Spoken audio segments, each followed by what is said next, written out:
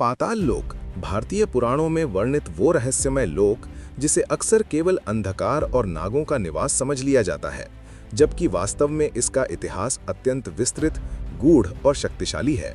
और जब प्रश्न उठता है कि पाताल लोक का शासक कौन है, तो उसका उत्तर एक नाम में नहीं, बल्कि एक परंपरा, एक वंश और एक व्यवस्था में छिपा है। सृष्टि के प्रारंभ में ब्रह्मा ने लोकों की रचना की: ऊर्ध्वलोक, मध्यलोक और अधोलोक। अधोलोकों में 7 स्तर बताए गए: अतल, वितल, सुतल, तलातल, महातल, रसातल और पाताल। इन सबको सामूहिक रूप से पाताल लोक कहा गया। इन लोकों में सबसे निचला और रहस्यमय लोक है पाताल, जो पृथ्वी के नीचे स्थित होते हुए भी स्वर्ग से कम वैभवशाली नहीं माना गया। पुराणों के अनुसार पाताल लोक का प्रमुख शासक नागराज वासुकी को माना जाता है, जो नागों के अधिपति हैं और जिनके वंश का संबंध स्वयं शिव से जुड़ा है, क्योंकि वासुकी महादेव के कंठ का आभूषण रहे हैं। वासुकी के अधीन शेषनाग, तक्षक, करकोटक, पद्म और महापद्म जैसे शक्तिशाली नाग रहते हैं, जो पाताल की रक्षा और व्यवस्था संभालते हैं। किंतु पाताल लोक का इतिहास केवल नागों तक सीमित नहीं है। विष्णु पुराण और भागवत पुराण में वर्णन मिलता है कि असुरराज बलि को वामन अवतार के बाद सुतल लोक का शासक बनाया गया, जो अधोलोकों का एक दिव्य क्षेत्र है। स्वयं भगवान विष्णु ने बलि को वरदान दिया कि वे सुतल की रक्षा स्वयं करेंगे, और इसलिए कई ग्रंथों में बलि को भी अधोलोकों का महान राजा कहा गया है। इससे ये स्पष्ट होता है कि पाताल लोक केवल अंधकार का क्षेत्र नहीं, बल्कि धर्म और वरदान से संरक्षित लोक है।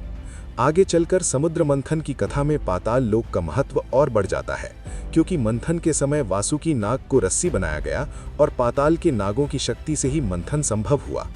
पाताल के नाग केवल विषैले नहीं, बल्कि अत्यंत बुद्धिमान, तपस्वी और विज्ञान में निपुण बताए गए हैं। उनके भवन मणियों से प्रकाशित रहते हैं और वहां सूर्य की आवश्यकता नहीं होती। रामायण और महाभारत में भी पाताल लोक की झलक मिलती है।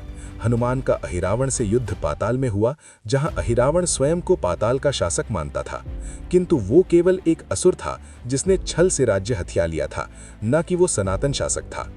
हनुमान द्वारा अहिरावण का वध ये सिद्ध करता है कि पाताल लोक भी धर्म के अधीन है। महाभारत में अर्जुन के पुत्र इरावान का नागलोक से संबंध और उलूपी की कथा पाताल की सभ्यता को दर्शाती है। इतिहास की दृष्टि से देखें तो नागवंश का प्रभाव भारत की अनेक प्राचीन सभ्यताओं में दिखाई देता है। नागों को जल, भूमि और गुप्त ज्ञान का रक्षक माना गया। इसलिए पाताल लोक का शासक एक व्यक्ति नहीं, बल्कि नागराजों की संरक्षक व्यवस्था है, जिसके केंद्र में वासुकी और शेषनाग जैसे दिव्य सर्प हैं।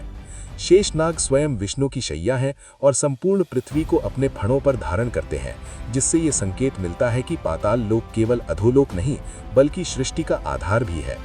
इस प्रकार जब पूछा जाए कि पाताल लोक पर कौन शासन करता है, तो उत्तर होगा नागराजों का वंश, जिनके अधिपति वासुकी हैं और जिनके लोक धर्म, वरदान और दिव्य नियमों से संचालित होते हैं।